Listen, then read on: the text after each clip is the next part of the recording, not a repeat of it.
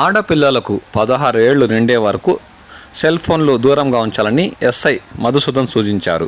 రొంపిచెల మండలంలో బాల్య వివాహాలపై నిర్వహించిన అవగాహన సదస్సులో ఆయన మాట్లాడుతూ సామాజిక మాధ్యమాల్లోని అనుచిత కంటెంట్ల పట్ల తల్లిదండ్రులు అప్రమత్తంగా ఉండాలన్నారు. పిల్లల ప్రవర్తన గమనించకుండా తొందరపడి పెళ్లిళ్లు చేయొద్దని, ఫోన్ల వినియోగం విషయంలో జాగ్రత్తలు వహించాలని ఈ సందర్భంగా ఆయన తల్లిదండ్రులకు సూచించారు. మీరు అవగాహన అనేది కలిగి ఉండాలి.